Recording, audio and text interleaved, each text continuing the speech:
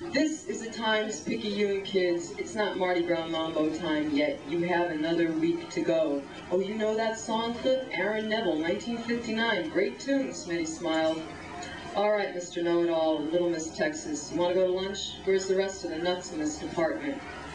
Mitch is out taking photographs of the pre-Mardi Gras spread, and Petey is in advertising arguing, Smitty said, sitting on Mary Beth's desk. Oh, you look so coy with that folder. Do that when you're interviewing those fusion phenomenon's respected partners from Manhattan. You'll be fine. He messed up her hair. She only shook her head and smiled. Speaking of those musicians, did you call their manager? Cliff asked, sitting in Mitch's chair. Yes, he sent me bios and photographs. He was pretty nice. She handed the folder to Cliff. How many Berkeley boys? Smitty asked, looking over Cliff's shoulder. Berkeley boys? Mary Beth looked puzzled. You mean University of California at Berkeley? No, Berkeley College of Music, Boston, Massachusetts, Smitty's alma mater. Cliff answered, flipping through the folder. You went to music school? Mary Beth asked, surprised. No, I went to Berkeley. There's a difference. Smitty made a face. What did you play? She asked. Keyboards. He looked at the floor when he spoke. Mary Beth wanted to ask why he didn't play anymore, but she could see he didn't want to talk about it. She put her hand on his shoulder and tried to change the subject.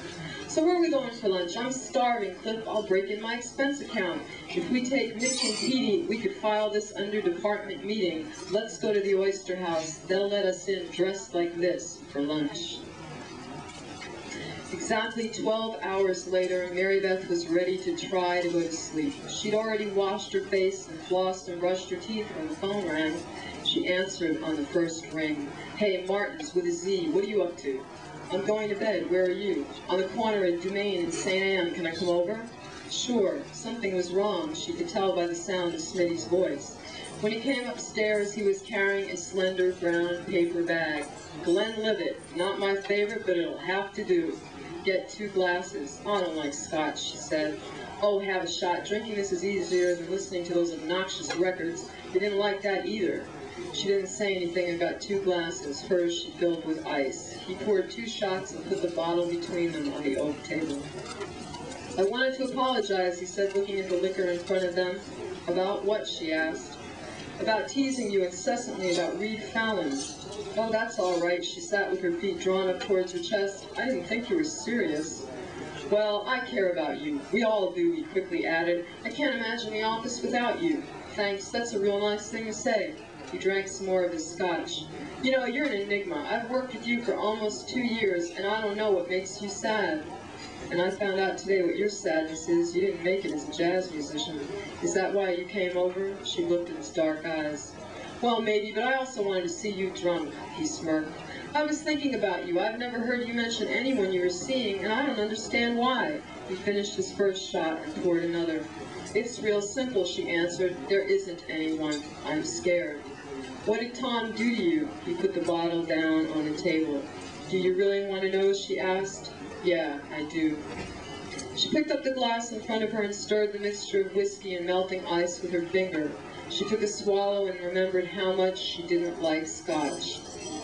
She put the glass down and looked Smitty in the face. What would have been the worst thing Sandy could possibly have done to you when you loved her the most? She asked, as if the lines were rehearsed.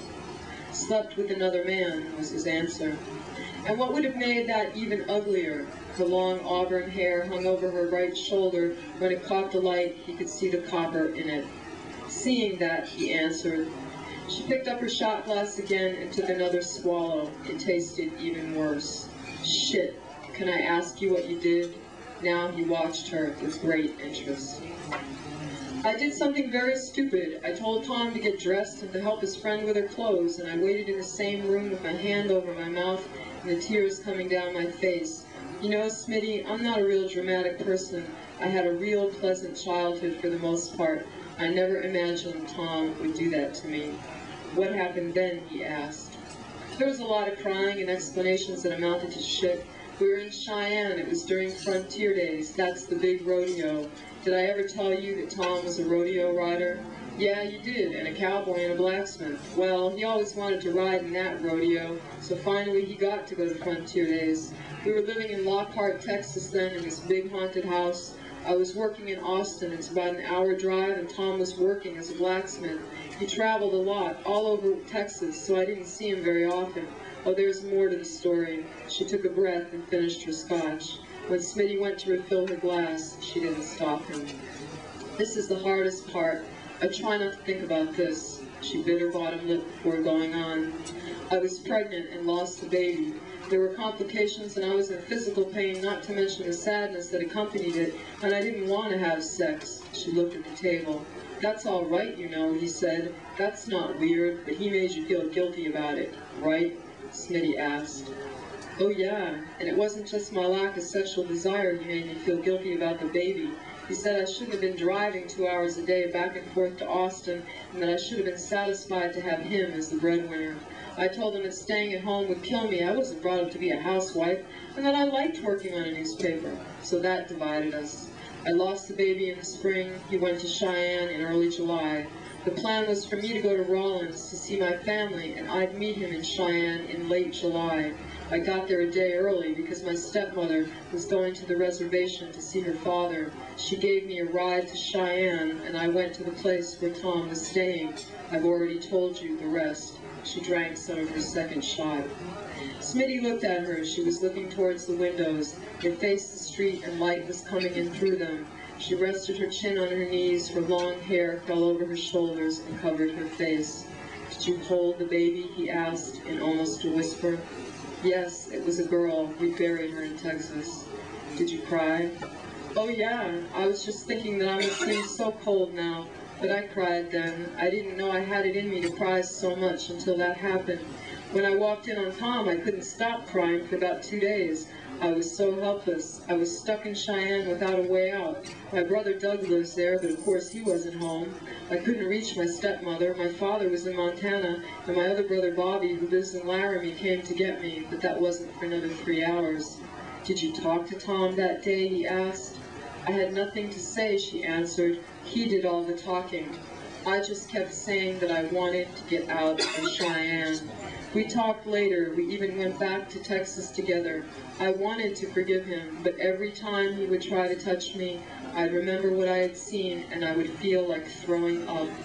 About 6 months later, I moved to Austin and lived with a girlfriend. And 6 months after that, she and I drove to New Orleans. So here we are in my French Quarter apartment, drinking your Glenlivet and listening to my hard luck story. She looked at him and pushed the long hair from her face. He took her left hand and put it against his cheek. She turned her body towards his and put her feet on the floor. I'm sorry you went through that. I hope it was okay for you to talk about it. It was. That's the first time I've ever told anyone here. She looked at his eyes. They were very large and very dark. No wonder you liked the blues, he said, hoping that she wouldn't get offended. She smiled, glad to be finished with that story. Oh, that reminds me, there's a song I want to play for you. I finally got around to listening to these other records, and they're more of a blues-jazz crossover. There's a song on the second side that you have to hear. She took her hand from his face and went to the pile of albums that were on the floor. After searching through them, she took one she was looking for and put it on the turntable. This one even has vocals. I hadn't heard this song in a long time. Tom used to play this on the guitar and sing it. Tom played guitar? All cowboys play guitar and sing. That's one of the stereotypes that has validity to it. She came back to the table. They both drank some more scotch. Smitty tried to listen without thinking about the story Mary Beth had just told him. The singer had a sad, low voice that almost broke when he sang the chorus. Listen, Mary Beth said to Smitty. All the love I could steal, beg, or borrow wouldn't ease all the pain in my soul. What is love but a prelude to sorrow, with heartbreak ahead as your goal?